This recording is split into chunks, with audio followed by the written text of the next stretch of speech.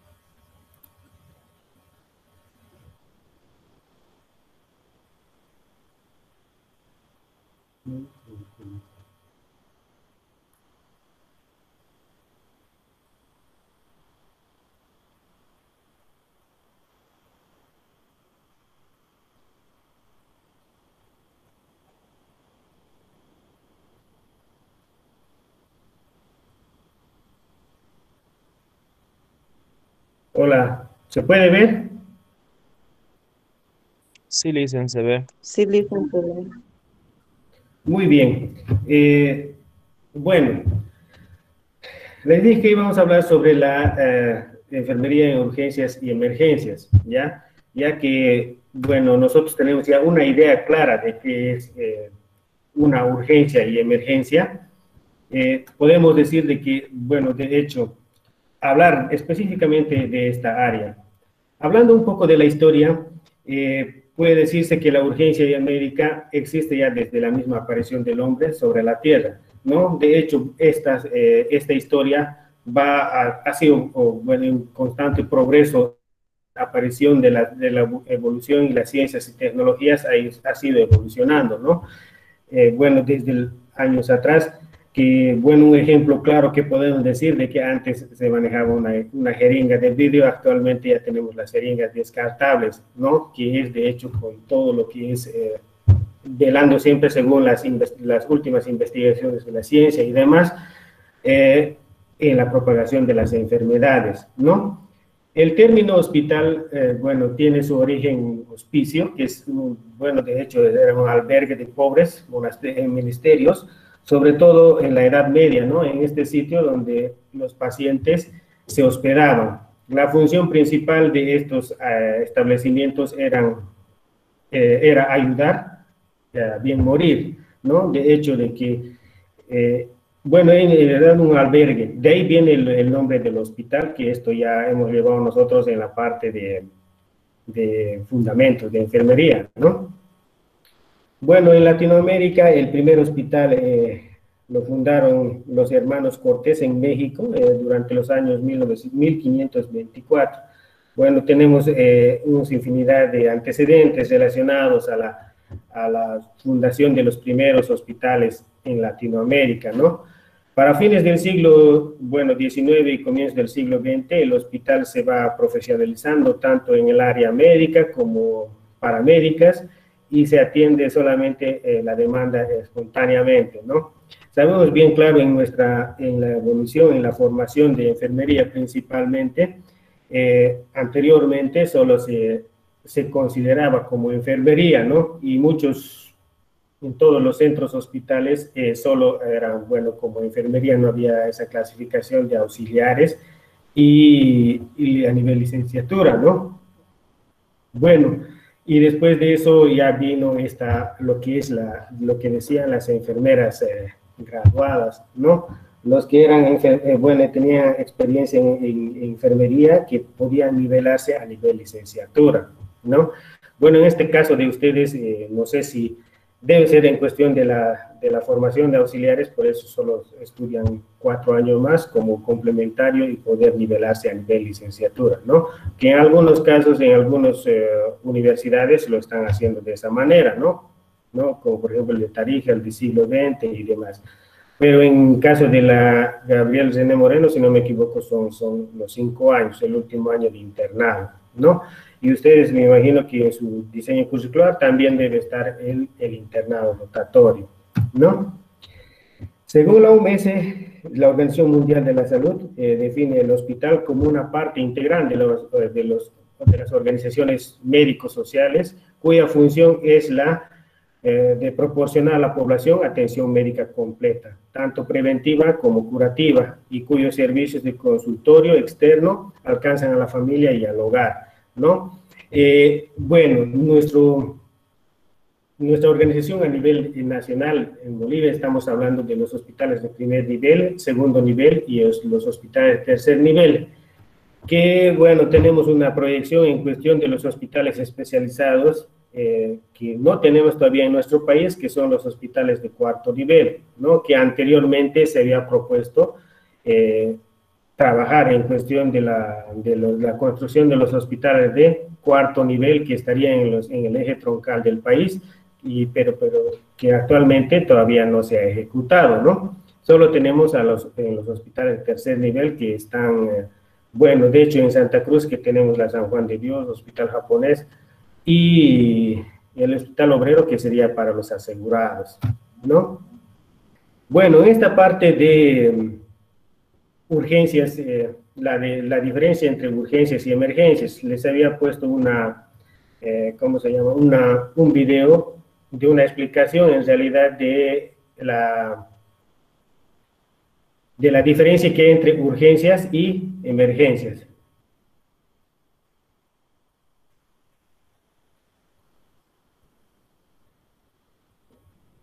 A ver si aquí en su grupo dicen que no pueden entrar a clase. ¿Si es esta clase o es otra clase?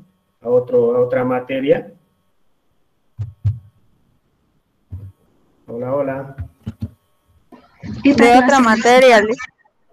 No Sí, es de está otra acá materia, poniendo. ¿verdad? Muy bien, entonces no debe ser de esta materia. Bueno, a ver, les dije que íbamos a hacer una clase muy participativa. Quisiera ver desde su punto de vista qué diferencia hay entre urgencias y emergencias.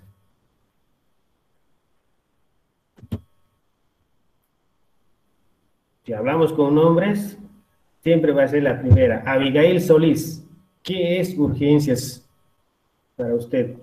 Desde su punto de vista, su concepto propio.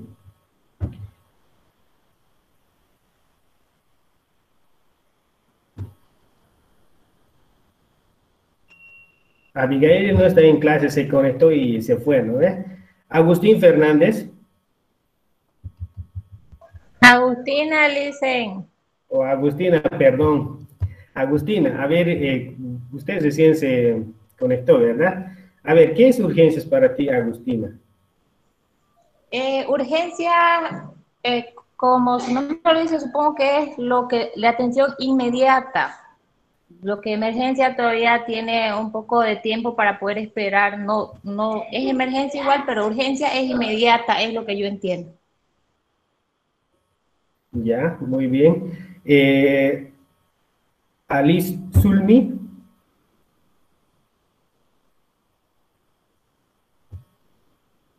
Alice Zulmi.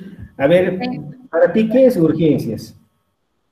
Urgencia es algo que no puede esperar, que tiene que ser atendido inmediatamente, pero que no corre riesgo de vida. En cambio, la emergencia es algo que sí corre riesgo de vida y que necesita ser atendido también rápidamente. Bueno, lo que yo entiendo, ¿no? Muy bien. Blanca Flores.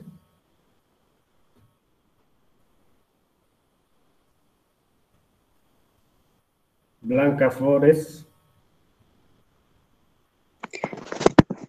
Es Blanca Flor, Listen. ¿Perdón? Blanca Flor, no Flores. Ah, ya. Blanca Flor. A ver, dime tú, ¿cuál es la diferencia entre urgencias y emergencias?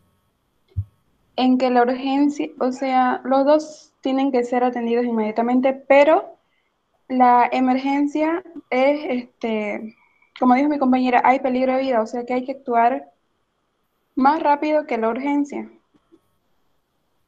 Ya. A ver, uno más. Daniela Alpiri.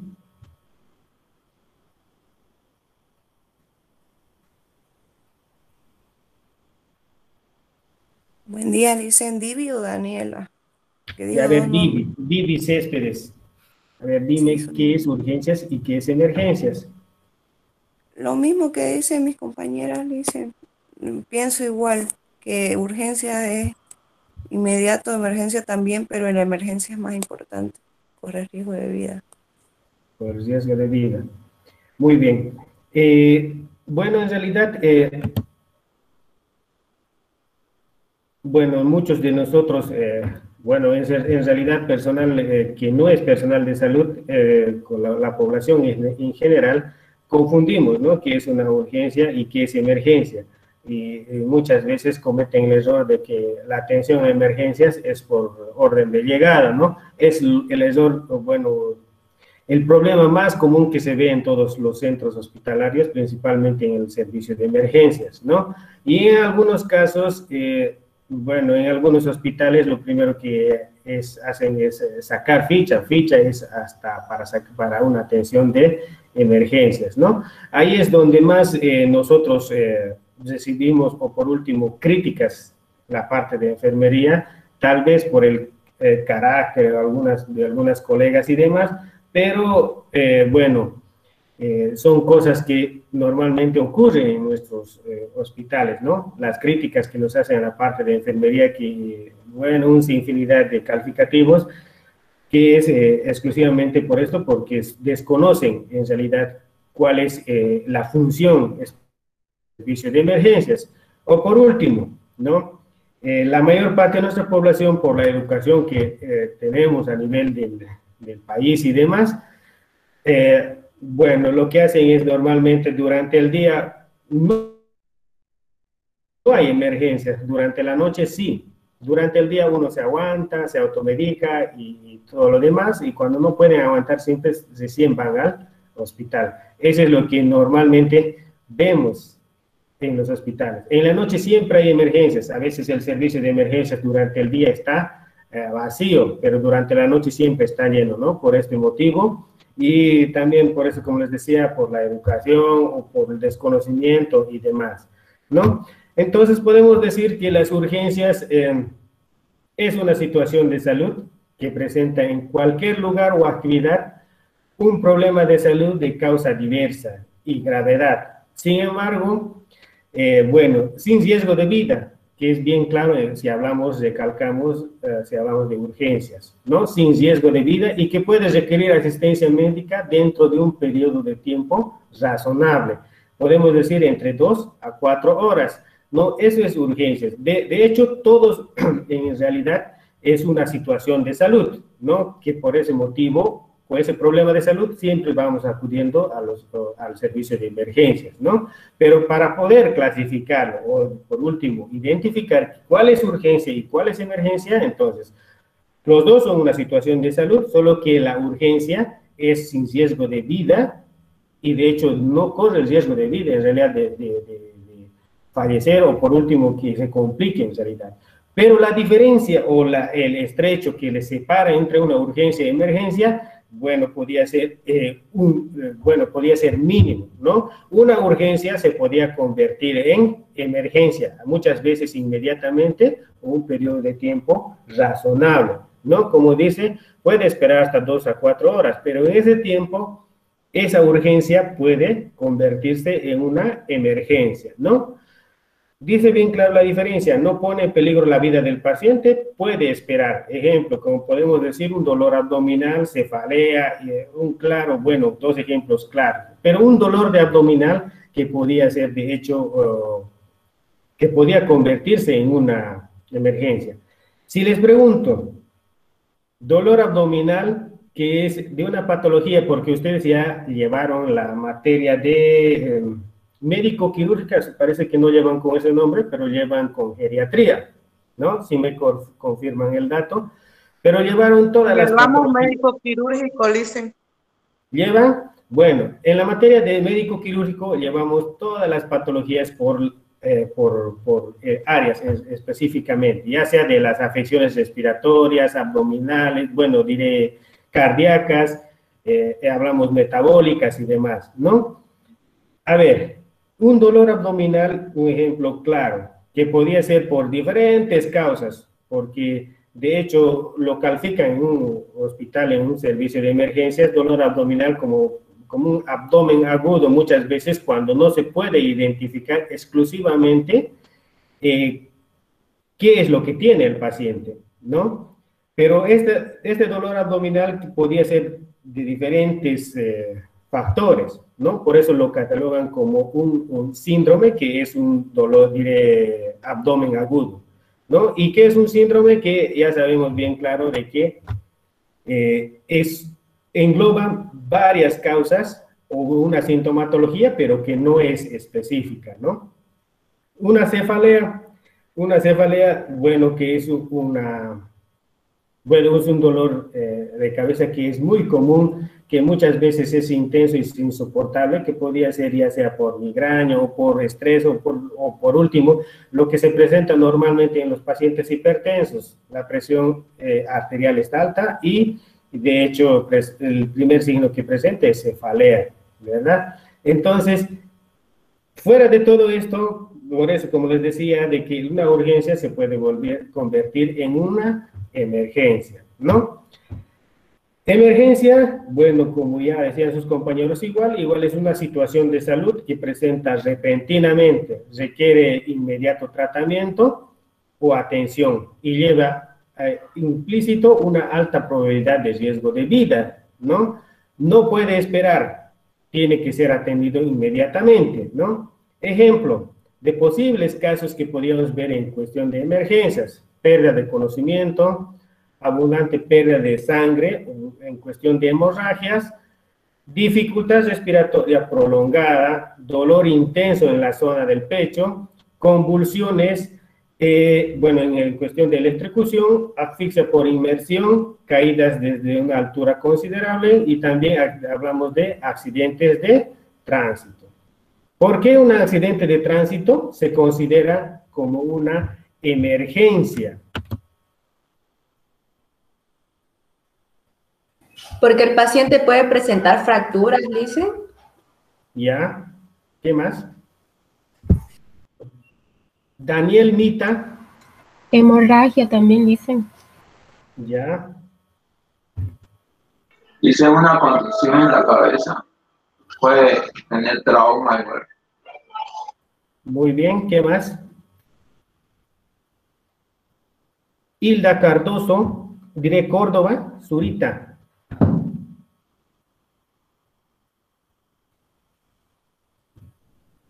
Hilda está ahí.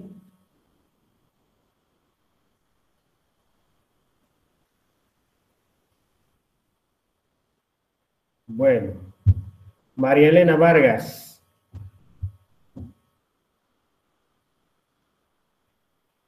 Sí, dicen. ¿Por qué un accidente de tránsito se considera como una emergencia? Sería, dicen, porque tal vez no sabemos las secuelas que puede tener interna y puede tener riesgo de vida del paciente. Ya. Bueno, para aclararles nomás, bueno, de hecho, debían participar voluntariamente sin que les nombren, ¿no? En realidad, por eso les digo que esto debía ser dinámico.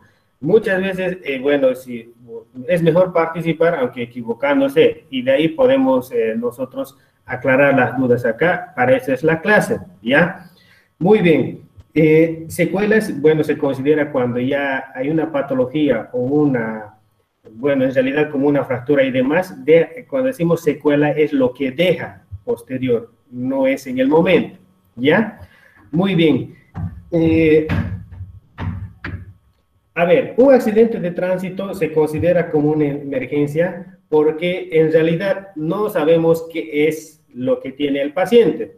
Muchas veces el paciente puede venir, de hecho con un antecedente, o en realidad que traigan policías, los bomberos o los rescatistas y demás, nos pueden traer decir de que es un accidente de tránsito, con ese antecedente nada más. Pero el paciente no tiene ni un rasguño en realidad, ni en la cabeza, ni en el cuerpo y demás, ¿no? Pero si nosotros aquí analizamos, por eso en realidad en emergencias lo que nosotros tenemos que tener es una base, ¿no? Porque ahí nos van a llegar pacientes de todo tipo de patologías, principalmente nos van a traer pacientes con alteraciones respiratorias y cardíacas o cardiovasculares, y de ahí viene el principal que es los pacientes con accidentes de tránsito que vienen con politraumatismos, ¿no? Entonces, aquí podemos ver de que, de hecho, analizamos en realidad si tiene un antecedente de accidente de tránsito, que son los politraumatismos, ¿no? Para analizar qué es lo que podía ocurrir en el paciente, muchas veces el policía o los rescatistas o los bomberos lo que nos indican es de que ha sido un accidente de tránsito, ya sea de moto, de dos automóviles en movimiento, o por último podría decir que es un embarrancamiento. ¿Qué es lo que hace el personal que trabaja en el servicio de emergencia cuando vienen con ese antecedente? Lo que nosotros hacemos es, de hecho, analizar qué es lo que puede ocurrir en un accidente de tránsito. Analizamos la cinemática del trauma. ¿Y en qué consiste la cinemática del trauma? Lisbeth Loza.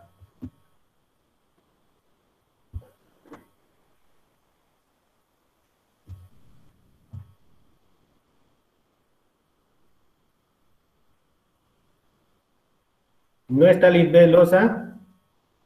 Marisol Rodríguez, ¿en qué consiste y qué es lo que podría decir que es el cinemática del trauma?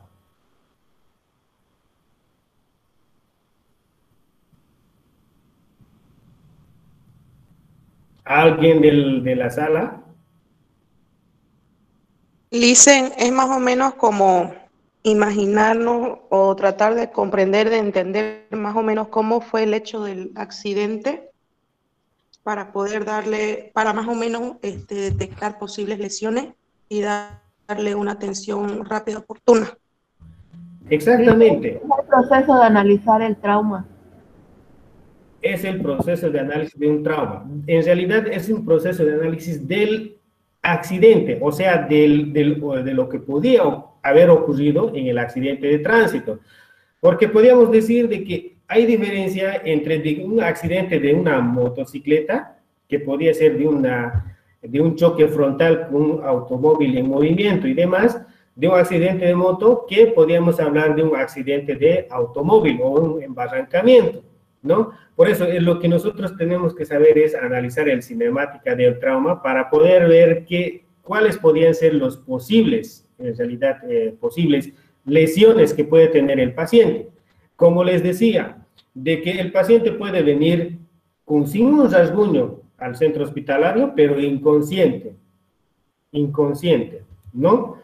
¿Y qué es lo que nosotros debemos decir? Y de que hecho la persona que lo trae siempre nos va a decir que lo recoge ya sea de un accidente de tránsito, siempre nos va a dar un antecedente. Por ese motivo, cuando el paciente viene inconsciente, siempre hay una segunda o tercera persona que nos van a dar referencia. Y en base a eso, nosotros podemos tratar al paciente, ya sea buscando las posibles lesiones, ¿no? Que normalmente, por ejemplo, hablamos de los accidentes de moto, siempre va a haber, de hecho, puede haber lesiones en la cabeza, fracturas, especialmente de fémur, ¿no? O por último, si vemos la cinemática del trauma de un choque de dos automóviles en movimiento, que es muy diferente, como, bueno, de un choque sobre un objeto fijo, ¿no? Si hablamos de eso, de la cinemática del trauma. Entonces, lo que nosotros hacemos en el servicio de emergencias es ver como una emergencia eso, porque no sabemos qué es lo que tiene el paciente, ¿no? Para ello, nosotros vamos a analizar, de hecho, la cinemática del trauma, para poder identificarlo, ¿no? Como les decía, si el paciente viene sin ninguna lesión, por último, sin un rasguño al servicio de emergencias, pero ese paciente está inconsciente, posiblemente tenga un trauma o, bueno, un TEC, que lo llamamos traumatismo encefalocraneano. Y si es un accidente de moto, ya sabemos que nos podemos imaginar de un sinfín de fracturas. Esas fracturas podían ser cerradas, no siempre pueden ser abiertas, ¿no? Por ese motivo, se considera como una emergencia, y esa emergencia lo que nosotros debemos tomarlo como tal, como es, ¿no? Pero si hay un paciente que viene solo con dolor de cabeza, o bueno, en realidad, dolor abdominal, uno ya en el servicio de emergencias donde hace triaje, normalmente el que hace triaje es un personal de enfermería, ¿no? En el servicio de emergencias, uno ya se puede dar cuenta de que si el paciente entra caminando, hablando y demás, y solo dice me duele tal parte, entonces ya uno ya se puede dar cuenta de que esto es una urgencia, no es una emergencia, que muy probablemente de ese paciente pueda esperar. Pero si hay otro paciente que está entrando en camilla, con dificultad respiratoria, con dolor de pecho, o por último, podría estar ingresando con con múltiples lesiones de un accidente de tránsito, eso es lo que debía atenderse primero, ¿no? Entonces, eso es lo que se realiza en el servicio de emergencias. Se debía hacer la clasificación adecuada, que es una urgencia, que es una emergencia, ¿no? No, la atención no es por orden de llegada, ¿no? Entonces, eso es, podríamos hablar en cuestión del accidente de tránsito. Hablamos de dolor intenso en el pecho, que es la angina de pecho. Eso, bueno, nos indica principalmente, como ya llevamos estas patologías, podríamos hablar de un infarto, ¿no?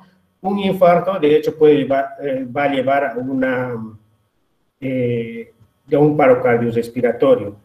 Dentro de ello, también podemos hablar de asfixia por inmersión, que serían los ahogamientos, o un paciente que esté convulsionando, ¿no? Y las pérdidas abundantes de sangre, que serían las hemorragias, y las hemorragias o dificultad respiratoria, principalmente. La dificultad respiratoria nosotros, bueno, a simple vista podemos identificarlo, ¿no? Y poder monitorizarlo y atenderlo al paciente inmediatamente. Por eso les decía, a veces el paciente puede ingresar con una simple urgencia, pero se puede convertir en una emergencia, ¿no?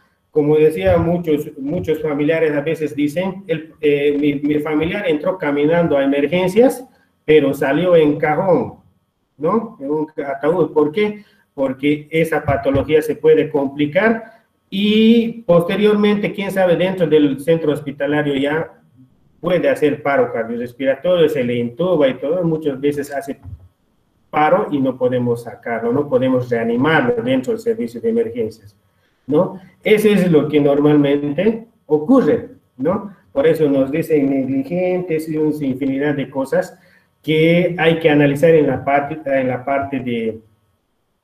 parte legal, ¿no? Que nos corresponde también en los servicios de emergencias. Ahí es donde, en el servicio de emergencias, donde más los familiares, bueno, nos cuestionan del trabajo que realizamos, ¿no? Bueno, los servicios de emergencias, bueno, tienen una organización, ya sea de la parte de los recursos humanos, y también hablamos de la parte de infraestructura, ¿no?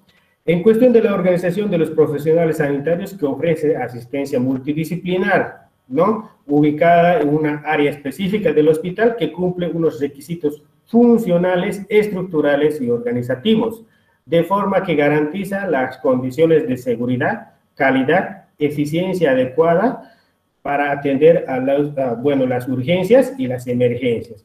Dice bien claro en cuestión de la organización, ¿no? Ofrece asistencia multidisciplinar, ¿no? Cuando hablamos de multidisciplinar, ¿a qué nos referimos? A ver, vamos a hablar de los últimos. Yaren Narcisa, cuando hablamos del término multidisciplinar en la atención en un servicio de emergencias, ¿a qué nos basamos? ¿Qué es lo que me refiero con multidisciplinar?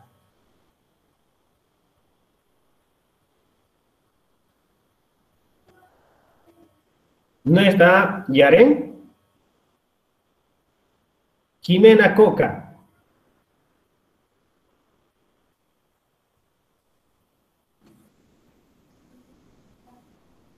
Listen, Wilson, a ver. podemos decir, listen, es una gama de atención, por ejemplo, enfermería, medicina, laboratorio, y otros más, quizás más especializados en el área, son los que forman lo que es el conjunto multidisciplinario Muy en bien. atención. María. O- Listen, Sí. llegaría a ser la organización de todos los servicios y departamentos del hospital que ofrece la atención directa al paciente en urgencia y emergencia. Muy bien. Por ejemplo, hablamos de cirugía o un paciente que necesita una radiografía de tórax, de laboratorio, de todo eso, Lisa. Muy bien. Cuando decimos de una atención multidisciplinaria en el servicio de emergencias, hablamos de hecho, como bien claro indicaron Wilson y todos los compañeros, de que es de diferentes especialidades profesionales. Aquí no solo incluye la atención del médico especialista o de la licenciada o enfermera especialista, ¿no? En este caso hablamos de hecho, como mencionaban, desde el servicio de radiología, tomografía, laboratorio, o sea, todos esos personales, esos profesionales son los que están a cargo de la atención del paciente, en realidad. Intervenimos todas las especialidades, es por eso dice atención multidisciplinar. En emergencias, bueno, está el radiólogo, de hecho incumbe en eso, en cuestión del manejo de ese servicio. Estamos hablando de laboratorio para poder ver todos los resultados en cuestión de toma de sangre, y también influye aquí, por ejemplo, la bioquímica, en realidad, la doctora que está, bueno, específicamente de transfusiones, ¿no? No solo enfermería, ¿no? Está todas las especialidades. Si hablamos también de algunas especialidades dentro, de hecho, estamos hablando desde el emergentólogo, estamos hablando del especialista cirujano, porque hay algunas patologías de emergencia que deben ser intervenidas, ¿no? Entonces, intervienen todas las especialidades, múltiples en realidad, ¿no? También debe estar en una área específica del hospital, ¿no? Que debe tener un buen acceso, ¿no? Por eso tiene requisitos funcionales, estructurales y organizativas, ¿no? ¿Qué más? La unidad de urgencias hospitalarias o la emergencia hospitalaria debe cumplir, bueno, con los siguientes requisitos. Estos requisitos son fundamentales para la atención del paciente en el servicio de emergencias. A ver, funcionamiento durante las 24 horas del día, todos los días del año. El servicio de emergencias es el único servicio, bueno, en realidad todos los servicios del hospital que no pueden cerrar las puertas. El único servicio donde nosotros actualmente vemos que se cierra los sábados y domingos es consulta externa, ¿verdad? Es el servicio que, de hecho, bueno, solo atienden de lunes a viernes. Pero para ello está el servicio de emergencias. El servicio de emergencias es el que nunca debe cerrar sus puertas, o por último, aunque haya un paro, huelga de todo el personal de salud, emergencia sigue atendiendo, ¿no? Peor todavía en este tiempo actual, bueno, estamos casi cursando la segunda ola, terminando la segunda ola de la pandemia, que la primera ola nos agarró, en pocas palabras, como un término, dice, ¿no? En pañales, nosotros no estuvimos organizados, o sea, en pocas palabras, salió a la luz todas las debilidades que tenemos, ya sea en el personal de salud, principalmente en el funcionamiento de la parte estructural y de la parte en cuestión de los recursos humanos. como es una enfermedad nueva, de hecho, a principios los que trabajan, ya bueno, han trabajado trabajan en los hospitales, han debido ver la incertidumbre que hemos tenido con esta patología. ¿Por qué? Porque no sabíamos específicamente cómo actúa cómo era la enfermedad, ¿no? Por poco no nos vestimos como astronautas para atender a los pacientes, pero actualmente ya sabemos en realidad los medios la transmisión y toda la sintomatología. Bueno, ya muchos de nosotros ya hemos recibido la vacuna, ya sea la primera y la segunda dosis contra el COVID. Bueno, ya ha mejorado en realidad la atención a los pacientes principalmente, ¿no? Era incómodo trabajar vestidos como astronautas. No sé si ustedes han tenido esa experiencia, pero nosotros sí. Pero en la primera ola sí nos han sacado todas las debilidades que hemos tenido, ya sea en el recurso humano, tanto en lo estructural, ¿no? Todo era COVID. Lo que se han ido de vacaciones son las otras patologías, ¿no? Que no aparecían en el hospital, porque si aparecían ya sabían qué es lo que podía ocurrir, ¿no? Responsable médico especialista. De hecho, todo servicio debe tener un responsable, ya sea por turno y también del servicio. Y tenemos la licenciada en enfermería especialista, ¿no? Que es netamente del servicio de emergencias.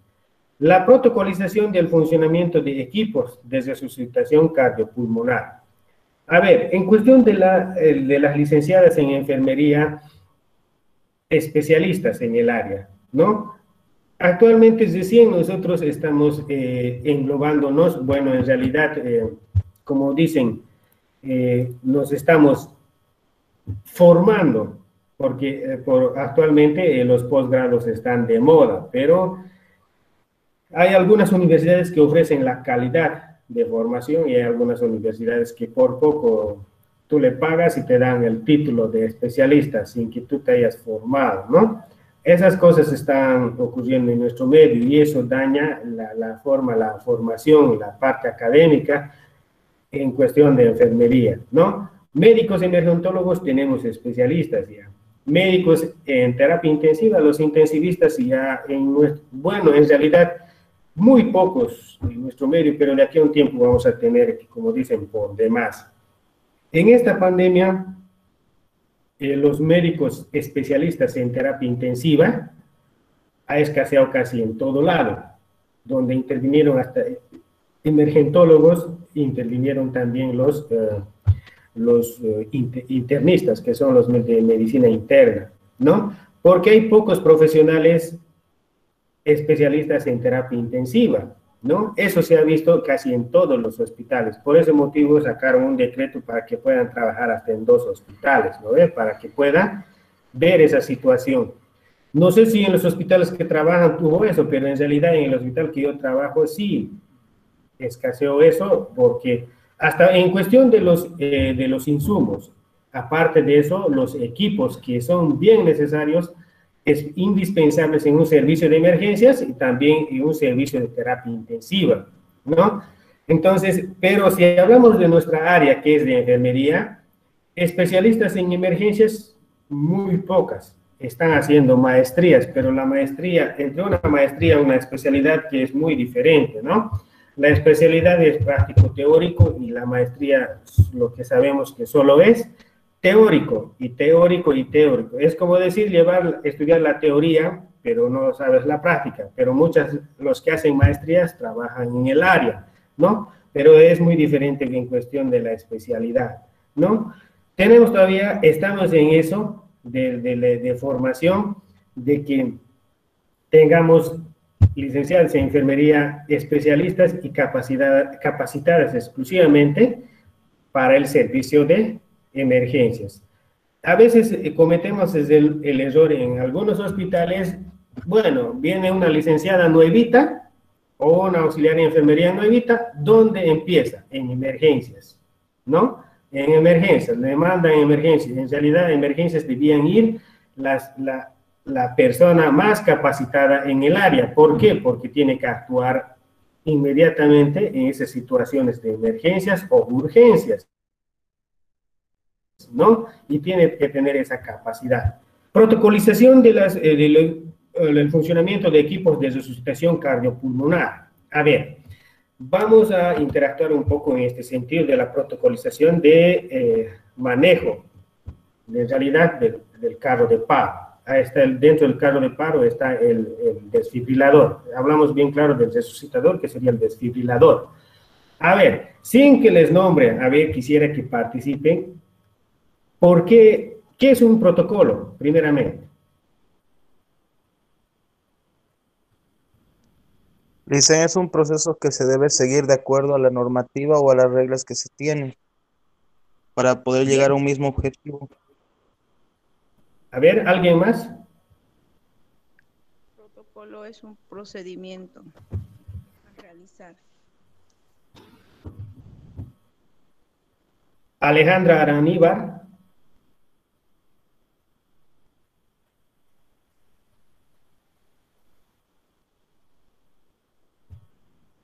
¿No es Alejandra? Son un conjunto de reglas, dicen.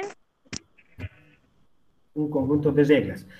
A ver, un protocolo, bueno, con una guía en realidad es muy diferente, ¿ya? El protocolo, si estamos hablando, son los pasos a seguir que se deben cumplir, ¿no? Muchos procedimientos nuestros de la parte de enfermería deben ser protocolizados y debe respetarse el protocolo. O sea, son los pasos a seguir y que se deben cumplir estrictamente, ¿no? Mientras que una guía es una guía, como dice su nombre, guía. O sea, son los pasos, pero que en alguna parte se puede modificar y se puede analizar. Pero si hablamos de la protocolización en los servicios de emergencia, terapia intensiva o unidad de cuidados críticos, es el lugar donde más nosotros debemos manejar, en realidad, los protocolos estandarizados, ¿no?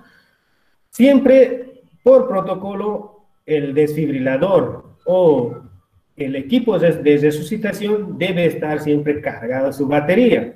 Ese es el peor error que bueno, es parte de nosotros, ¿verdad? No es parte del médico, no es parte de la señora de limpieza, del manual, de nadie, ¿no? Es nuestro la función de que el carro de paro es nuestro, porque ¿quién maneja el carro de paro? A ver, para todos. Un licenciado en enfermería.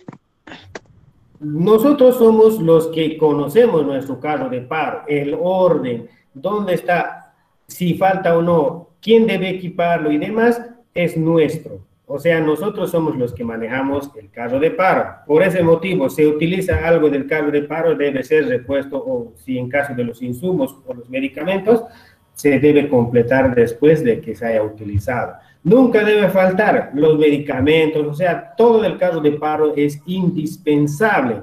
Todo debe estar, por eso debe estar protocolizado en realidad y que todos deben manejar la misma regla. O sea, lo que dice primeramente, siempre dice, hasta hay cuadernitos o unas, hasta el libro de actas en realidad en los servicios donde tienen carro de paro, en realidad todos los servicios tienen carro de paro en sí, ¿no? Pero está ahí y debe seguir, revisarse todos los días, como actividad de enfermería muchas veces nosotros, revisión de carro de paro, y a veces nos revisamos, ¿no? O en algunos casos, ¿qué pasa en otros servicios? Tienen carro de paro y sería un error grande que se ve muy frecuente, es que no tienen adrenalina ni atropina, que son los medicamentos indispensables del carro de paro, ¿no? Entonces, esos son, bueno, la protocolización que se debe manejar en los servicios de emergencias en cuestión de algunos procedimientos que se deben realizar. Dice también aquí protocolización de actividades médicas y de enfermería del proceso de los procesos y procedimientos más frecuentes atendidos a realizar en una unidad de urgencias hospitalarias, como por ejemplo, ictus, dice, politraumatizados y síndrome coronario agudo. A ver, ya que tenemos una base clara, ¿qué es ictus?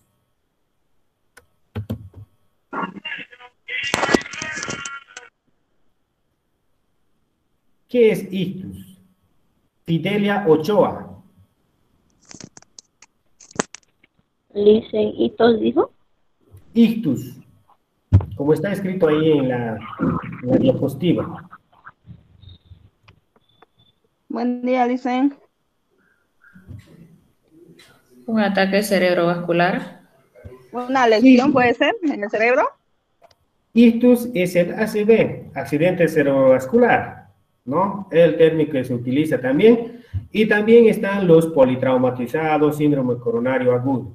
Ahora, hablando de esta parte de protocolización de las actividades médicas y de enfermería, de los procesos y procedimientos más frecuentes en ese sentido, debemos tomar en claro la situación del hospital donde se encuentra, ¿verdad? Si estamos hablando de aquí dentro de la ciudad de Santa Cruz de la Sierra, ¿cuáles son las patologías que más frecuentes se manejan? Si estamos hablando, por ejemplo, del hospital donde yo trabajo, el Hospital Obrero, ahí están normalmente, si analizamos la parte del personal que se atiende, están todos los asegurados, nada más que son los jubilados, los profesores, policías y todo el personal de enfermería médica, todos los que trabajan y que por ley deben estar asegurados ahí, ¿verdad? Entonces, ahí donde se ve normalmente son los jubilados. La mayor parte son los que acuden, por ejemplo, por problemas cardíacos, problemas respiratorios, en realidad principalmente respiratorios y cardíacos. Ya tienen infartos anteriores, son hipertensos, tienen insuficiencia cardíaca, o sea, son diabéticos, o sea, esas son las patologías que más se manejan en ese hospital, ¿no? O podría ser también que es ACV o ictus, ¿no? Pero si analizamos, ahorita hay alguien que trabaja en el hospital japonés,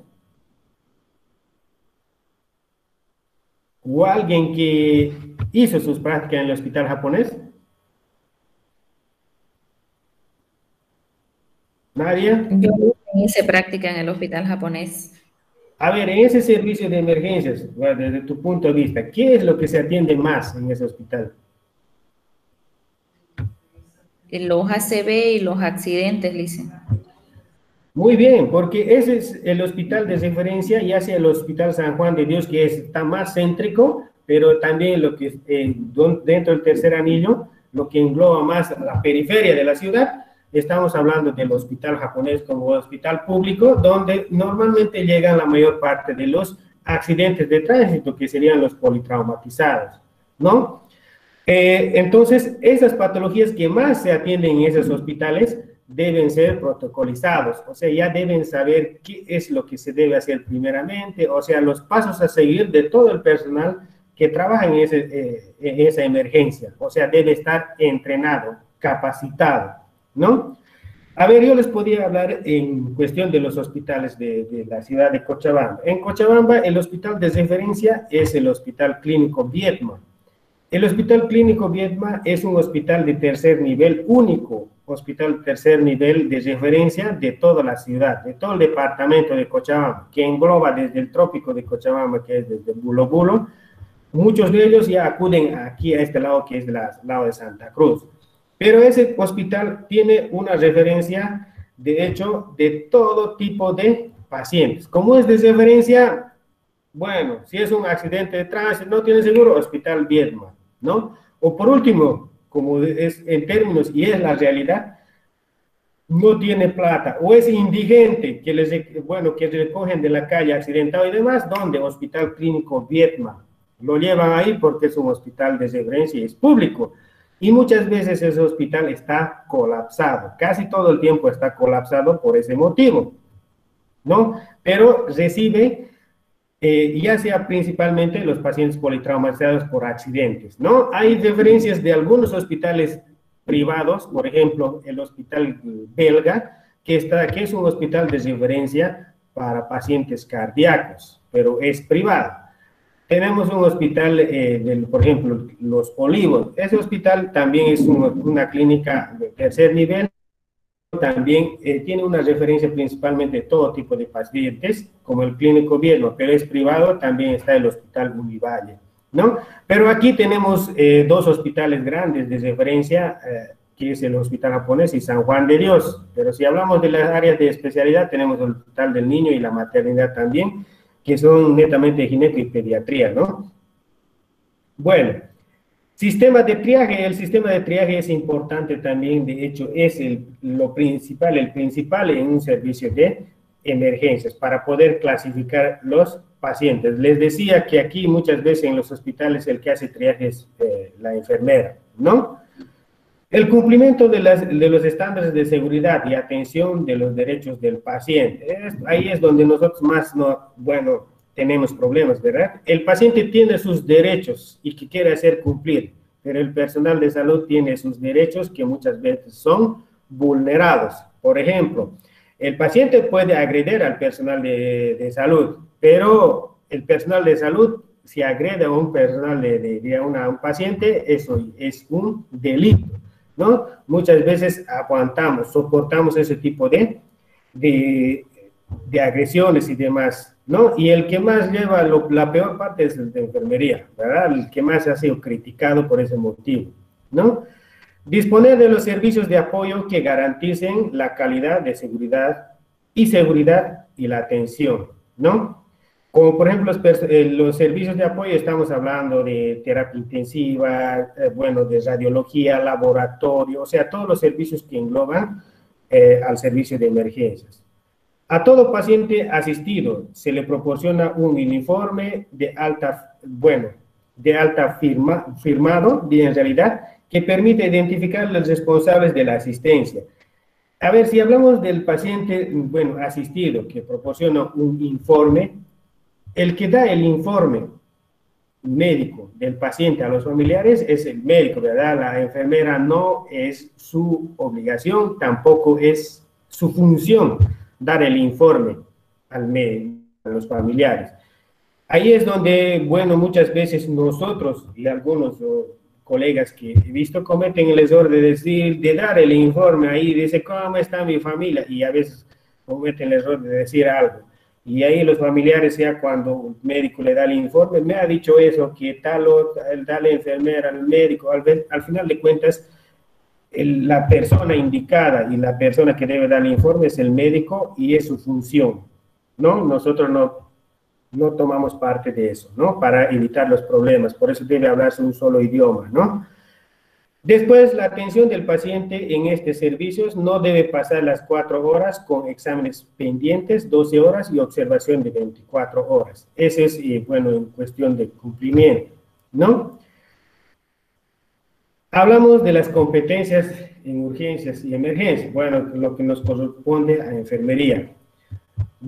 Utiliza conceptos teóricos y de conocimiento de cuidados de enfermería, impulsa líneas de investigación, adopta actitudes éticas en la toma de decisiones, realiza la recogida y análisis de datos de salud o enfermedad de la persona, familia y comunidad, realiza planes de atención de enfermería estandarizados, evalúa y modifica si hay pertinencias.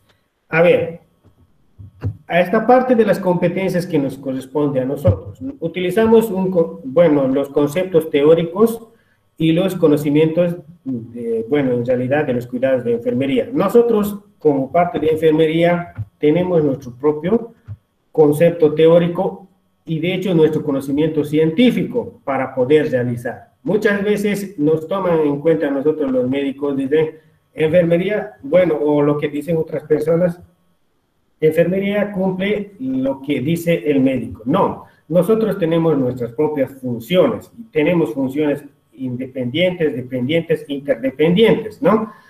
Y en base a eso, nosotros, de hecho, nos basamos en nuestros conocimientos teóricos, conocimiento científico, que es de formación nuestra, ¿no? Si hablamos de impulsar líneas de investigación, esa es la debilidad más grande que tenemos nosotros en la parte de enfermería. Lo que menos nos gusta es investigar, ¿no? No se ve en nuestro país, hay pocos que realizan investigación y publican, ¿no? De algunas patologías, cuidados y demás. Muy pocos. Es la debilidad más grande que tenemos en cuestión de la parte de enfermería, ¿no? Realiza planes de atención de enfermería estandarizados. bueno, hacemos el PAE, ¿no? Actualmente, no sé, me imagino que en todas las materias realizaron el PAE, ¿no? Relacionado ya, manejando ya las taxonomías de Nandanich-Nock. Eso es lo que actualmente se está manejando en el PAE, ¿no? Pero ya tenemos cuidados estandarizados y también nosotros podemos realizar los cuidados estandarizados exclusivamente para el servicio de emergencias. Presentar atención integral a la persona, someter el triaje según estado de salud, o podemos utilizar el que es el RAC, recepción, acogida y clasificación, pero nosotros hacemos el triaje, ¿no? Utilizar con destreza la seguridad de los medios diagnósticos, establecer una relación terapéutica eficaz, en realidad en situaciones de salud.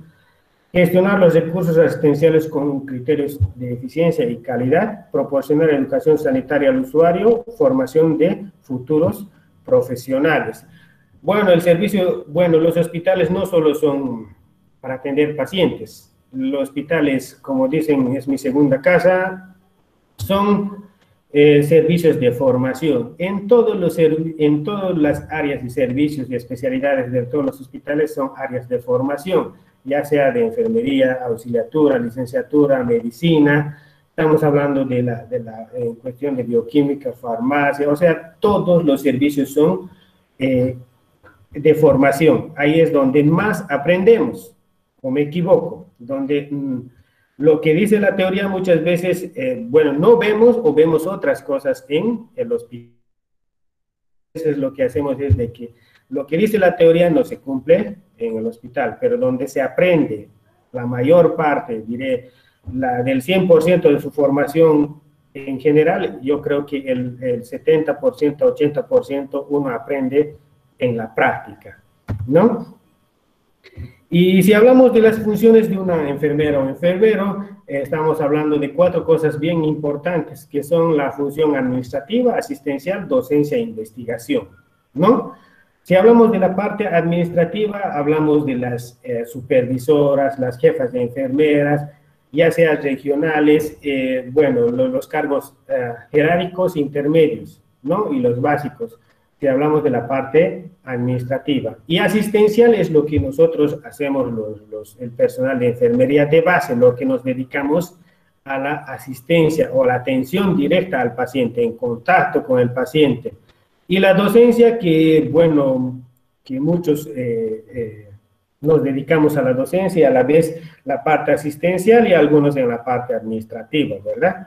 Y la investigación que les decía de que es la parte más, bueno, la debilidad que tenemos los enfermeros actualmente, ¿no? Bueno, la organización de los recursos humanos. Dentro del servicio, vamos a hacer ya en general de los cuidados críticos más, hablamos desde la organización que está dentro del servicio de emergencias, tenemos un subdirector, de hecho, exclusivamente del servicio, el jefe médico emergentólogo, estamos hablando del médico emergentólogo, está dentro de ello, y después hablamos de la jefa de enfermeras, que es especialista en urgencias y emergencias, estudiante de la especialidad que vendría de eso de urgencias y emergencias en enfermería y la licenciada en enfermería, ¿no? Dentro de ello ya todo engloba, hablamos de el médico especialista cirujano que podía ver en este servicio, estábamos hablando del residente de enfermería, diré de emergencias, el médico que está en formación de la especialidad de emergencias, el interno de medicina.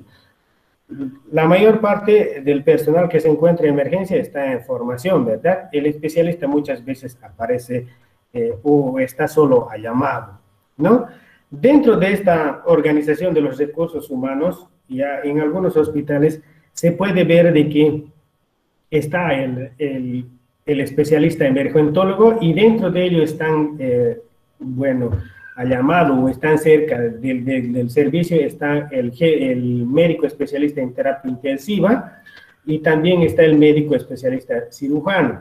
También en este caso, como ya tenemos, bueno, como en el servicio de emergencias están los residentes en formación desde el R3 hasta el R1 de la de la especialidad de traumatología, cirugía, emergencias y de terapia intensiva. No siempre están dentro del servicio, ¿no? Cuando se les requiera, el especialista en terapia intensiva va y valora al paciente en el servicio de emergencias. El médico especialista cirujano también.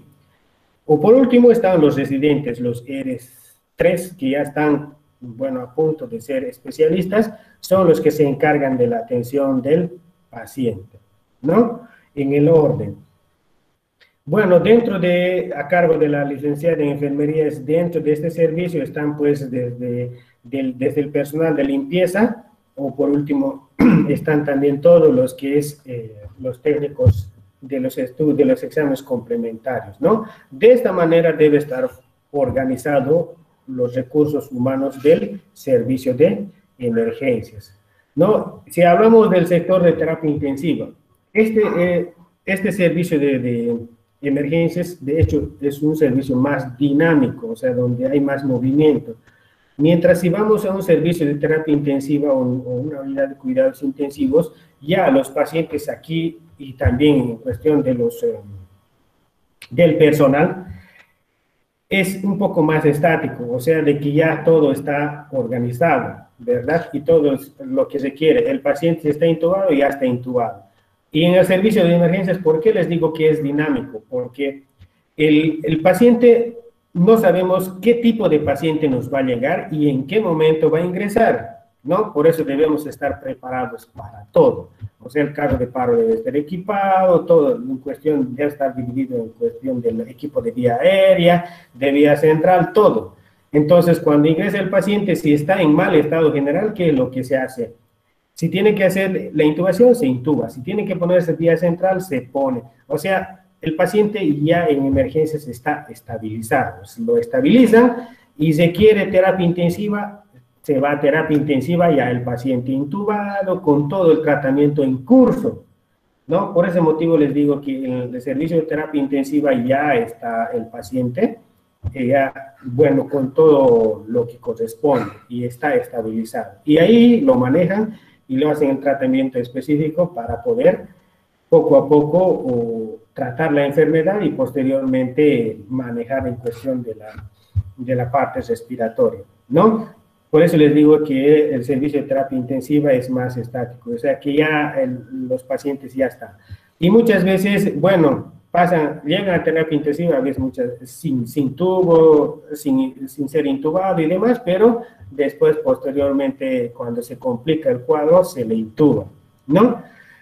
En este caso, por ejemplo, si hablamos de la pandemia con COVID, en la primera ola hemos visto de que la mayor parte de los pacientes ya llegaban con un distrés respiratorio muy avanzado, ¿no? Llegaban muchas veces a servicios de emergencias, ya no había tiempo ni intubar. A veces, muchas veces se intubaban y el paciente se moría, ¿no? ¿Por qué? Porque ha sido muy agresivo en cuestión de la enfermedad. O muchas veces ya directamente el paciente de emergencia sin ser intubado pasaba a terapia intensiva y en terapia se le intubaba y todo lo demás, en un área específica. Es lo que ha ocurrido, ¿no? Pero ya poco a poco nos hemos organizado y ya está ahí un servicio exclusivamente de emergencias COVID, ¿no? Que tiene un problema respiratorio. Pero anteriormente, como les decía, nos agarró de sorpresa y tuvimos esos altercados en la parte de la organización de infraestructura y hemos tenido estos problemas en que el paciente, bueno, en la organización de la parte de infraestructura, recursos humanos, capacitación y demás, porque no teníamos específicamente dónde atender a estos pacientes y tampoco podíamos mezclar una emergencia general con otro tipo de pacientes, ¿no? Bueno, la estructura física, les decía ya anteriormente, la ubicación del servicio debe corresponder a las características del terreno, cómo son la forma, topografía, vía de acceso, orientación, para contar con un acceso directo desde la calle, tanto peatonalmente y vehicularmente, a través de las plazoletas, la vía de acceso para carros particulares, ambulancias, evitando las barreras arquitectónicas, logrando una buena ventilación o iluminación natural, ¿no? Hablamos de la estructura, ubicación, como dice bien claro, en un lugar estratégico con un acceso directamente de la calle. Y tiene que tener un acceso ya sea exclusivamente para ambulancias, para autos particulares y de un acceso peatonal, ¿no? Porque exclusivamente para ambulancias, ahí es netamente del ingreso de ambulancias. Si es peatonal, también, para poder facilitar, porque estamos hablando de un servicio de emergencias que debe tener una vialidad muy rápida, ¿verdad? La comunicación del servicio de emergencias, urgencias, debe estar, bueno, comunicación directa, siguiendo el servicio, sería con quirófano, terapia intensiva, laboratorio, rayos X, tomografía, farmacia, internación. Una comunicación directa, ya sea por los pasillos o por último, por el ascensor. Normalmente, bueno, lo que dicen los estándares de que emergencias debe tener un quirófano de emergencia, ¿no? En muchos hospitales tienen un quirófano de emergencia, como por ejemplo en el Hospital Obrero hay un quirófano exclusivamente de emergencias, ¿no? Está en el servicio de emergencias, con un fácil acceso. Y el servicio de terapia intensiva, bueno, son los servicios complementarios, como por ejemplo de laboratorio de rayos X, tomografía, farmacia y todo lo demás, que deben estar englobados con una comunicación directa con el servicio de emergencias para poder facilitar el acceso, ¿no? Descripción de los ambientes. Hay algunas cosas importantes que hay que recalcar en cuestión de la descripción. Un acceso de pacientes al servicio de urgencias es de carácter externo y debe contar con un acceso independiente, rápido, amplio y fácil de identificación, ¿no? En este servicio se encuentran los siguientes ambientes. De hecho, tenemos la área de recepción, que es lo primero que nosotros vemos en un servicio de emergencia, ¿no? Tenemos un puesto policial de radiocomunicación, oficina de, bueno, facturación, caja, oficina de coordinación, atención del usuario y trabajo social. En los hospitales públicos sí tenemos un puesto policial, ¿no? Para todo tipo de acontecimientos, porque sabemos que al servicio de emergencias llegan accidentes de tránsito, accidentes por arma de fuego, arma blanca, todo tipo de esas cosas. Sí, lo que le compete a la policía es la investigación, la custodia en realidad del paciente y también a la vez del personal de salud, ¿no? Radio y comunicación.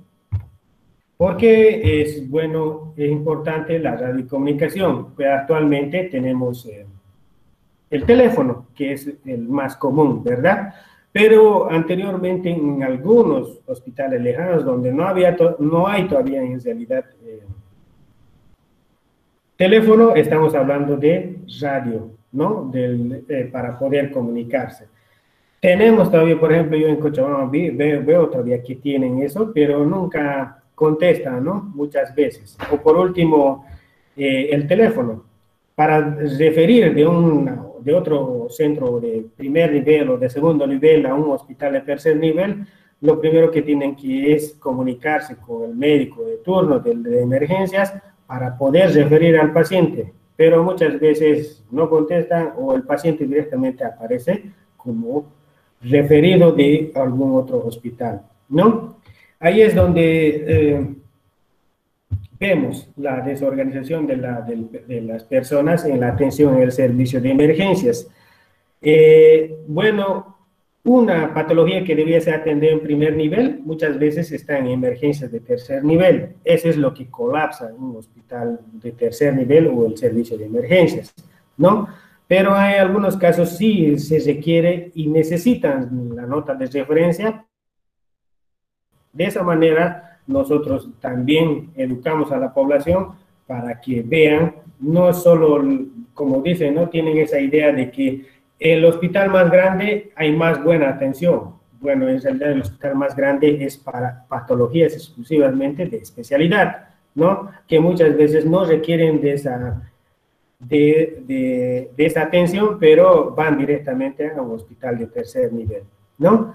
Oficinas de facturación o de caja es lo primero que vemos, ya sea en las clínicas, hospitales públicos, donde debe ser gratis la atención. Muchas veces hay que cancelar algunas cosas, algunos insumos, en caso de los hospitales públicos también, ¿no? Y después está el trabajo social, ¿no? Tenemos una sala de espera con batería de baños exclusivamente. Esto es para el personal que acompaña al paciente, una sala de espera exclusivamente, ¿no? Para poder reubicarlos. Estacionamiento de camillas y sillas de ruedas, ¿no? Exclusivamente solo para sillas de ruedas y camillas, ¿no? Con un acceso directo del servicio de emergencias. Consultorio de triaje. Bueno, hay consultorios de triaje, bueno, por ejemplo, en el Hospital Obrero. Las características del hospital, del servicio de consultorio de triaje es para poder clasificar, de hecho, mediante una valoración del paciente, y la característica de la infraestructura es de que debe tener un acceso de sala de espera y, bueno, directamente al consultorio y una salida directamente al servicio, ya sea de internaciones de hospital día o de observación o de reanimación del servicio de emergencias, ¿no? O sea, tiene que tener dos accesos, uno de ingreso y uno de salida. No puede ser solo un acceso para ambos, ¿no? Ingreso y salida, ¿no? Eso es lo que se ve normalmente casi en los hospitales más grandes, en realidad. Tienen un acceso de ingreso y otro de salida. También tenemos la sala de reanimación. Esta sala de reanimación que hay en todos los servicios de emergencias, en todos los hospitales de tercer nivel, que normalmente, bueno, tienen máximo hasta 8, hasta 10 camas, ¿no? Pero las primeras camas siempre van a ser las mejores equipadas y las que tienen todo el material y los equipos necesarios para poder atender a los pacientes más críticos. Por eso se llama sala de reanimación, ¿no? Después de eso ya vienen, bueno, los servicios que complementan, como por ejemplo lavado de pacientes o de ducha, camilla, sala de procedimientos sépticos, sala de procedimientos asépticos, sala de yeso, sala de terapia respiratoria. Estos son servicios que son exclusivamente con una función específica. Y debe estar, de hecho, aquí falta, por ejemplo, este servicio de lavado de pacientes. Esto, por ejemplo, en algunos hospitales que he visto, por ejemplo, a ver, un ejemplo claro que les voy a decir. He visto, por ejemplo, tienen un hospital de segundo nivel en el trópico de Cochabamba, exclusivamente, ya sea en Villa Tunay, los que conocen, o, por ejemplo, en el lugar de Garzá.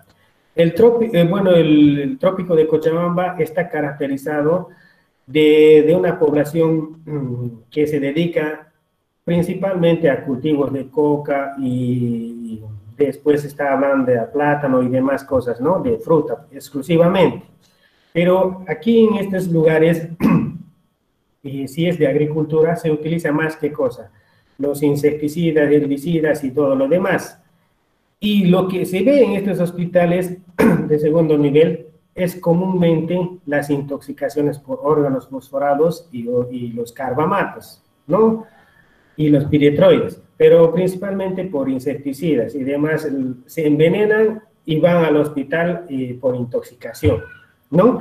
Y tienen un servicio exclusivamente para lavado de pacientes, ya sea, y tienen un mesón exclusivamente para hacer un lavado, ya sea gástrico y también en general, ¿no? Como son intoxicados necesitan hacerlo eso, ¿no? Algunos ya vienen ya todo vomitados, ya saben cómo es un paciente con envenenamiento, ¿no?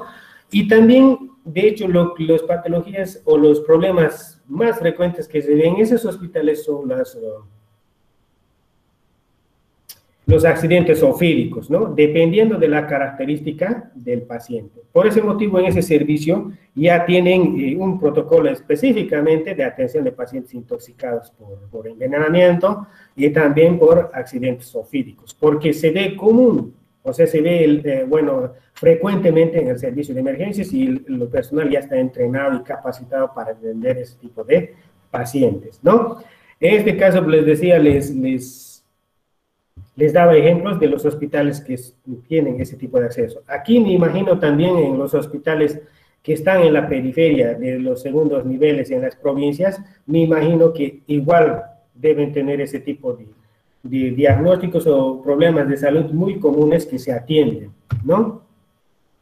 Sala de observación exclusivamente para esos pacientes que requieren una internación o, por ejemplo, también tienen una sala de hospital día que donde se pueden internar hasta 24, máximo 48 horas. Aquí en sala de observación están los pacientes que de una sospecha de un diagnóstico o que están en espera de los resultados del laboratorio para poder ser internados o posiblemente ser dados de alta a su domicilio, ¿no?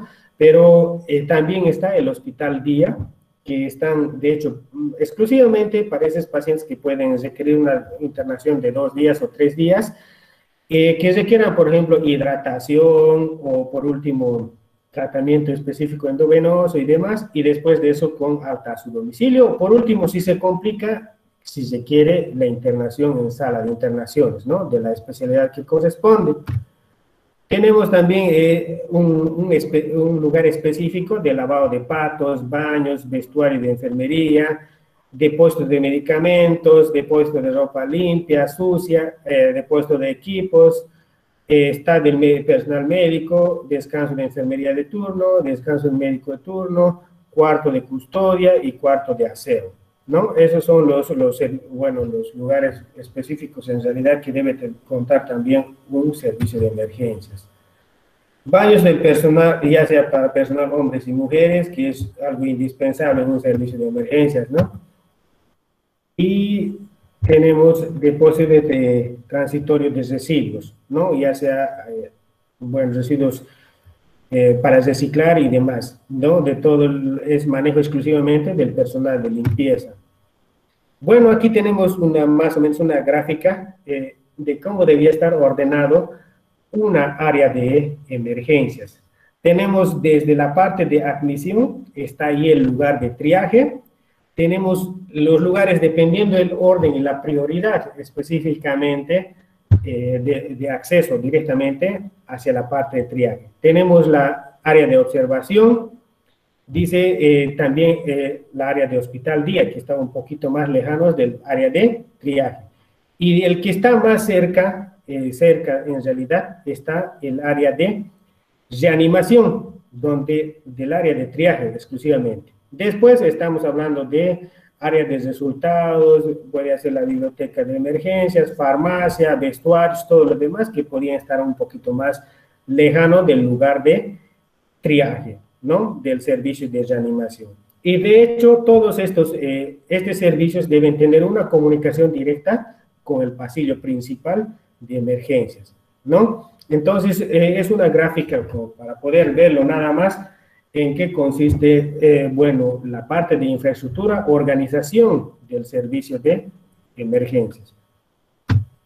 Tenemos la área de reanimación o de equipamiento indispensable para el área de reanimación. Hablamos del equipamiento indispensable en un servicio de emergencias. A ver, un poco vamos a interactuar entre nosotros, todos los participantes de la clase. Bueno, actualmente tenemos 46 personas, ¿no? A ver, el equipamiento indispensable en un servicio de emergencias. Hablamos lo más común o lo que más necesitamos. Tenemos una camilla, tenemos el monitor para monitorizar principalmente al paciente que ya tiene, de hecho, sensor de oxímetro de pulso, presión arterial, temperatura, respiración, y tenemos, de hecho, una gráfica de la función cardíaca, ¿no? Que es un equipo indispensable en un servicio de emergencias. Tenemos, de hecho, el caso de paro que debe estar debidamente equipado con el desfibrilador, que es un equipo que debe estar sí o sí, los medicamentos necesarios, indispensables en el caso de paro. Estamos hablando de la vía aérea, la parte de hidratación. Tenemos que tener también en el caso de paro todos las soluciones que se utilizan más, como por ejemplo fisiológicos, zinc lactato, o también bueno, lo que es glucosalino o la dextrosa, ¿verdad? Que son lo que son parte del caso de paro. A ver, aparte de eso, ¿quién más son parte del equipamiento o insumos del servicio de reanimación? El AMBU, dicen. El AMBU, que estaría parte de la vía aérea, sí, es indispensable. ¿Qué más? El laringoscopio. Laringoscopio, si hablamos de vía aérea. A ver, ¿qué más de vía aérea? Los tubos para entubar, ¿sí? El tubo orotraqueal de diferentes tamaños, ¿no? Calibres, de todo tipo de números. ¿Qué más? La caja de paro. El caso de paro incluye eso. Dentro del caso de paro está el equipo de vía aérea, y estamos hablando de vía aérea que ya mencionaron desde el laringoscopio, AMBU. El tubo de oxígeno llenado, dicen. En realidad, en algunos hospitales sí todavía están manejando con un tubo de oxígeno, pero en realidad lo que dice la norma, lo que debe cumplirse en un servicio de emergencias es que todas las camillas o los cubículos de reanimación o del servicio de emergencias deben tener una toma de oxígeno y de aire comprimido y de vacío, que sería de aspiración, empotrado en la pared, ¿no? Pero si no hay eso, estamos hablando del tubo de oxígeno que debe estar lleno, ¿no? ¿Qué más?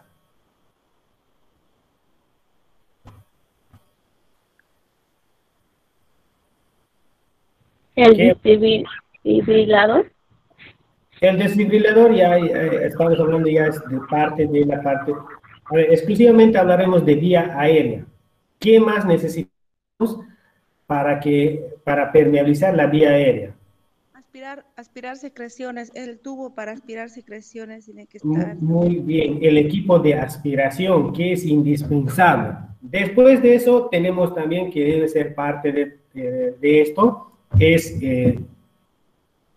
bueno, el equipo de oxigenoterapia. No debemos tener, en realidad, desde puntas nasales, mascarilla, también de alto flujo tenemos la mascarilla de Venturi, que no se ve mucho, no utilizamos mucho, ¿verdad? Muy bien, ¿qué más? El equipo de nebulización. Ya podría ser parte de oxigenoterapia.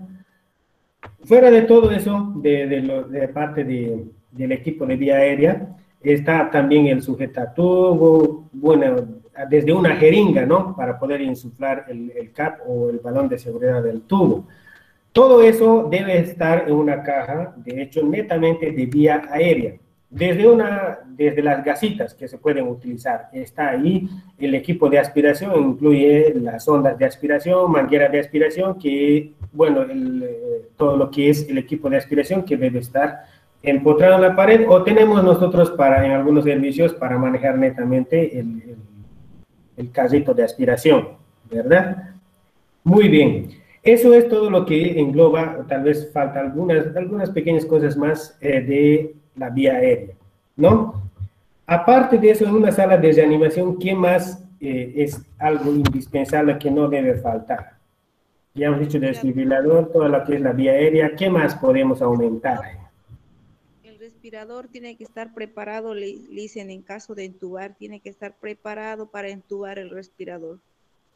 Muy bien, el servicio de reanimación muchas veces debe tener el ventilador mecánico o el respirador, como conocemos, el ventilador mecánico portátil y también el ventilador mecánico que está exclusivamente en el servicio de reanimación. Si tenemos 3 salas exclusivamente para pacientes críticos, debemos tener 3 ventiladores, ¿no? Y los demás camillas podrían ser para pacientes más estables, ¿no? pero exclusivamente para un hospital de tercer nivel debe haber un ventilador mecánico portátil, ¿no? Que con eso podemos trasladar al paciente más seguro al servicio de terapia intensiva o referir, si no hay espacio en terapia intensiva, a otros hospitales. ¿Qué más? Lo que nos engloba más a la parte de enfermería.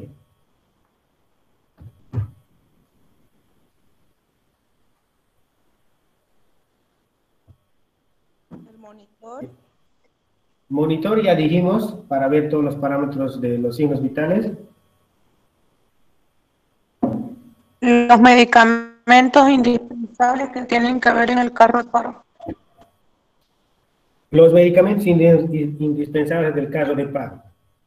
A ver, cuando vamos a llevar la parte de las afecciones respiratorias y cardíacas, vamos a ver el detalle, por ejemplo, de la conformación del carro de paro. Lo vamos a investigar qué es, cómo debe estar el orden y cuál es el orden de uso también, principalmente, para saber manejar. Porque ustedes, de hecho, van a hacer su internado, ¿verdad? ¿O cuál es la modalidad de su titulación? Sí, Licen, vamos a hacer internado. Sí, Licen, vamos a hacer internado. Y si hacen internado, de hecho, van a llegar a los servicios de emergencias y uno debe estar capacitado, ya sea en la parte práctica y también en la parte teórica, ¿no?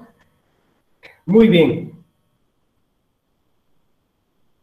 Esos son, bueno, lo que podemos resaltar más en cuestión del equipamiento equipamiento indispensable, ¿no? Debe tener una buena iluminación, que es esencial. En un quirófano tenemos las lámparas cialíticas, ¿verdad? Los que trabajan en quirófano saben bien claro, tiene que tener una luz natural, ¿no? Y de hecho, buena iluminación nada más en el servicio de emergencias, buena ventilación y todo lo demás para el desarrollo del trabajo del servicio, ¿no? Aquí en Santa Cruz hay días que hace una calor insoportable. A veces el personal que está atendiendo está transpirando más que el paciente, ¿verdad? Por ese motivo casi todos los servicios cuentan con aire acondicionado y demás, ¿no? Muy bien, eso es en cuestión del servicio de emergencias.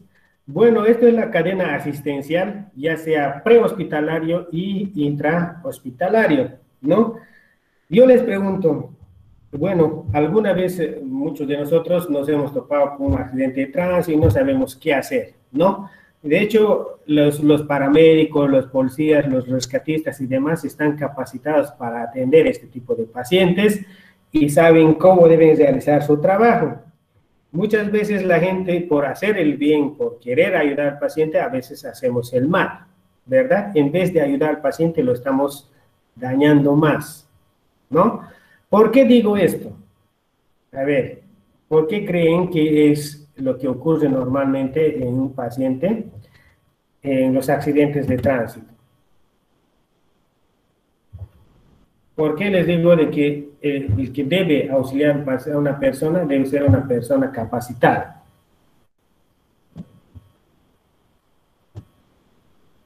Wilson sigue en sala. Y para la movilización, dice, Puede ¿Sí? ser porque algunas personas en vez de ayudar pueden causarle más lesiones. Incluso, por ejemplo, si fuera un accidente que se ha dañado la columna vertebral, lo pueden dejar paralítico si hacen un mal movimiento. Ya. ¿Qué más?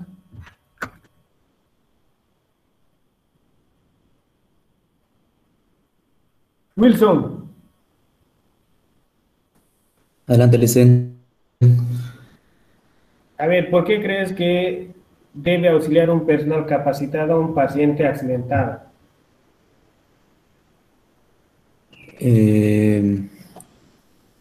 Sería, ¿cómo se llama? Los paramédicos, Licen. Ya A sea, ver. ¿cómo se llama? Ya sea en el hecho mismo del accidente o también en el mismo transporte. Exactamente. ¿Qué es lo que normalmente se ve en nuestro medio? Ve un accidente de tránsito, a veces por querer ayudar, a veces, como dice, hacemos el mal. llegamos, si es un accidente de tránsito, la persona a veces por ayudarlo como sea, lo sacan como sea de la cabina del auto, lo levantan como sea de la vía pública y demás, ¿verdad? O sea, se ve, es muy común eso. Y una de sus compañeras decía, es posiblemente el paciente tenga daño o lesión de la columna vertebral, en realidad de la columna cervical, lo más. ¿Por qué debemos cuidar a un paciente posible lesión de la columna cervical? ¿Qué engloba en eso? ¿Por qué?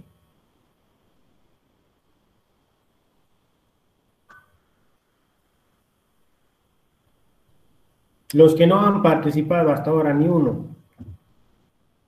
Hablen ahora o callen para siempre. María La Luza. Dicen, como la compañera dijo, puede quedar paralítico.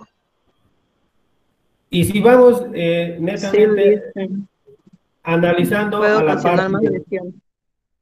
A ver, si analizamos, bueno, y repasamos un poco de la parte de anatomía y fisiología, ¿qué ocasiona el daño de la columna cervical o columna vertebral? Una lesión. Bueno, la columna Parálisis. cervical, exactamente, porque si hablamos de una lesión cervical de la columna vertebral, han debido ver de la parte de, si hablamos de anatomía, hablamos de médico quirúrgico y demás, de esas patologías más comunes, todas las inervaciones nerviosas parten de la columna vertebral, ¿verdad? Columna cervical. De la columna cervical, normalmente las inervaciones que van hacia la parte de las que inervan todo lo que es los órganos vitales, el pulmón, corazón y demás, ¿no? Cuando hay una lesión, ya sabemos de que puede producirse una parálisis. Fuera de todo esto, si en caso de que sea una fractura, una lesión grave, de hecho va a producir un paro respiratorio. Muchas veces, después del accidente, a un buen momento, el paciente se recupera y les habla, ¿verdad? Está hablando y a más ratos el paciente ya no habla, no mueve nada y ya está hecho paro cardiorrespiratorio. Por ese motivo, cuando ocurre un accidente, lo que menos debía hacerse es alzarlo rápidamente. Es mejor dejarlo ahí al paciente y evitar de que el paciente se mueva hasta que llegue el personal capacitado para que pueda levantar. Los paramédicos, los rescatistas, los bomberos y todo lo demás tienen sus propios protocolos. De hecho, si alguna vez hicieron algún curso en ese tipo de rescates, tienen sus protocolos para poder sacar a un paciente, ya sea de la cabina de un automóvil que se ha accidentado, de levantarlo al paciente a la tabla espinal que conocemos nosotros, que es lo ideal y lo que debía hacerse para levantarle del suelo a la tabla espinal, y también el medio de transporte, las medidas de sujeción que se debían realizar en la tabla espinal y demás. Tienen sus propios protocolos, cómo realizarlo para evitar esas posibles lesiones, porque en ese momento no sabemos todavía nosotros si el paciente tiene lesión o no tiene lesión. ¿Qué es lo que hace el rescatista? Lleva a un centro hospitalario. Cuando se descarta de que el paciente tiene o no tiene una lesión cervical, es cuando se les realiza todos los estudios necesarios y recién se podía descartar que tiene o no tiene. Porque a simple vista, lo único que nosotros podemos hacer es decirle, puede mover los pies, manos y demás, pero ya nos podía dar una referencia. Pero donde se descarta todo eso es en un centro hospitalario. Mientras tanto, se debe cumplir todos esos protocolos, ¿no? Por eso les decía, la atención prehospitalaria es la más importante porque es de donde viene el paciente, del lugar del accidente y hasta llegar al hospital. ¿Qué es lo que hace en la parte intrahospitalaria? En el intrahospitalario, cuando ingresa al servicio de emergencias, igual se debe prevalecer todo eso. ¿Y qué es lo que normalmente ocurre? A veces el bombero o el rescatista se esfuerza con todo su esfuerzo, trae el paciente con su tabla espinal, bien con la inmovilización de la columna cervical, y demás, ¿verdad? Y llega al hospital, a veces, como sea, la camilla lo botamos, ¿no? Es lo que se ve, muy frecuente. Y su esfuerzo del paramédico se va al tacho ahí, ¿no? Y entonces, para eso debemos tener también todo el cuidado necesario en la atención intrahospitalaria. Para eso tenemos esta cadena asistencial que ocurre desde el momento del accidente, que estaría empezando desde la fase de alerta, activación y movilización, aproximación, aislamiento y control, se realiza el triaje básico y avanzado, estabilización, transporte y transferencia y volver a reactivar. Por eso dice la cadena asistencial. Esto normalmente manejan los paramédicos, los bomberos, los que se dedican al rescate de pacientes, ¿no? Entonces, bueno, esto es lo que se debía cumplir, ¿no? Muy bien. Hasta aquí. ¿Alguna duda, alguna pregunta? Pueden preguntar. Tal vez hay algo que no haya quedado claro. Podemos hacer una retroalimentación en base a las dudas que tengan. Dicen, en triaje, ¿qué se hace exactamente?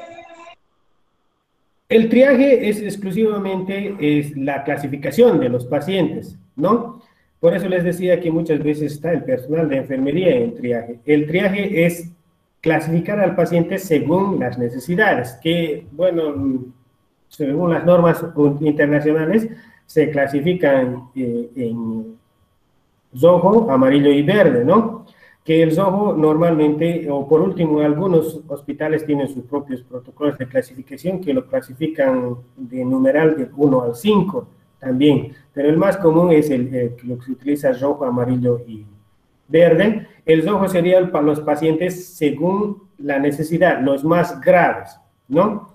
A ver, si hablamos un poco de triaje, y un accidente masivo de un embarrancamiento de flota y demás, cuando hay múltiples lesionados, ustedes, si se encontrarían en ese lugar, ¿a quién les rescatarían primero?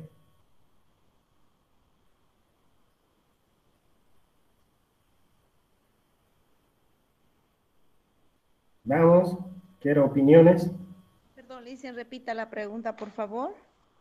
A ver, si ustedes se encuentran, bueno, van como paramédicos, rescatistas, o por último están en el lugar del accidente, un accidente masivo, o sea, con múltiples víctimas, digamos de una flota y demás, que es un accidente grave. ¿A quién les rescatarían primero ustedes? Si en ese caso de múltiples víctimas se realiza el triaje.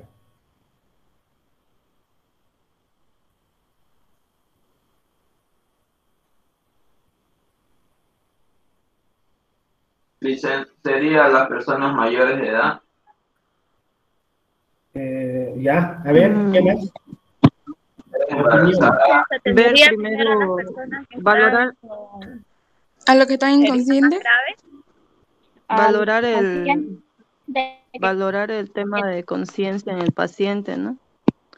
Quienes están inconscientes, a eso se tendría que atender primero y ver el tema de las fracturas, ¿no? Pero generalmente la conciencia, porque puede haber un daño encefalocraneal.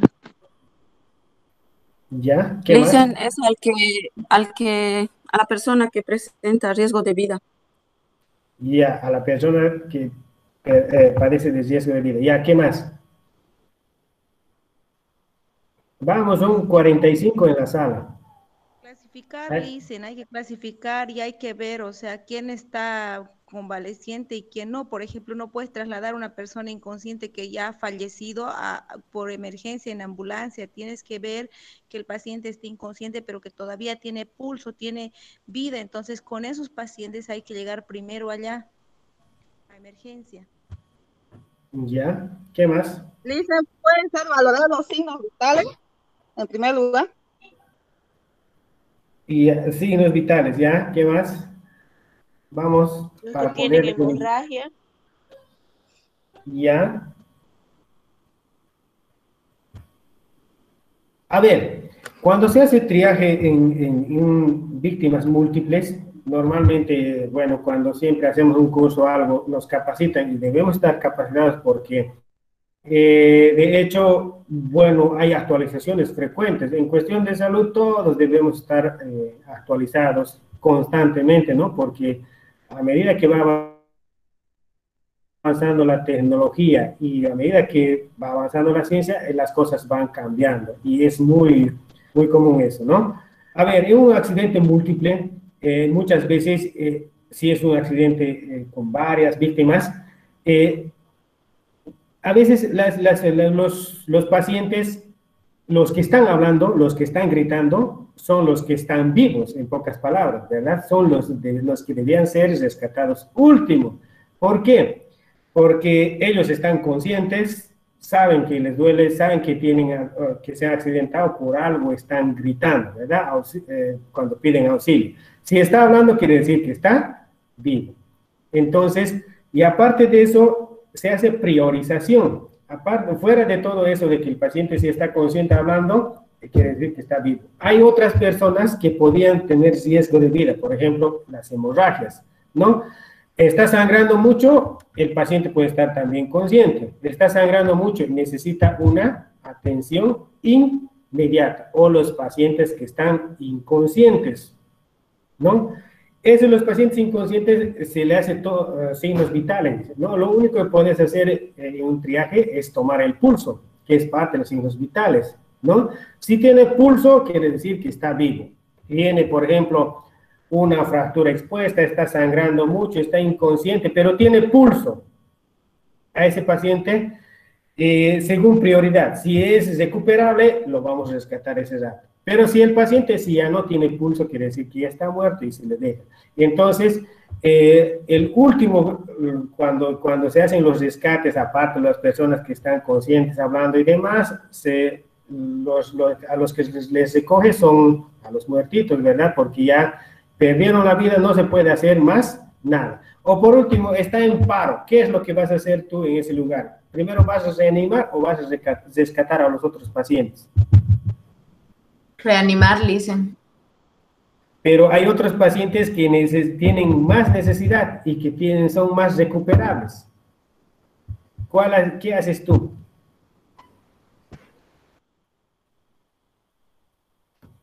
Rescatar a las otras gente, dicen. Porque, digamos, hasta que lleguen los servicios de emergencia, puede que perdamos el tiempo, podemos salvar más vidas. Exactamente, o sea, necesitamos priorizar. Por eso se hace el triaje. O sea, ese paciente es grave, está en paro, vas a reanimarlo y en transcurso del recorrido, de hecho, va a fallecer. Pero hay otras personas que podían salvarles la vida porque tienen, o sea, más posibilidades de de sobrevivir en realidad de ese tipo de lesiones. Muchas veces, por falta de rescate oportuno, la mayor parte de los pacientes mueren, ¿no? Hace poco, por ejemplo, el accidente que ocurrió en Cochabamba son 21 muertos en una sola flota, y de una flota de capacidad de 55 personas nada más. Mire, fíjense, casi la mitad de las personas murieron. ¿Por qué? Porque también hay que analizar la distancia que tarda el personal de rescate, ¿no? Y hasta mientras ahí se aplica la hora de oro, ¿no? El tiempo que tú llegas a rescatarlo y el tiempo que tú tardas hasta llegar a un centro hospitalario, ¿no? Entonces, hay cosas bien importantes que hay que analizar en la parte de triaje para poder clasificarlo según la necesidad, según la prioridad específicamente. Muy bien. ¿Alguna duda, alguna pregunta más que podemos hablar?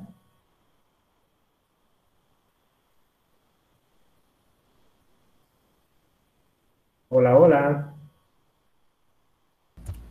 Listen, ¿estas diapositivas van a estar en plataforma? Disculpe. Toda la clase está grabada y yo lo voy a subir ni bien termina la clase. ¿Las diapositivas?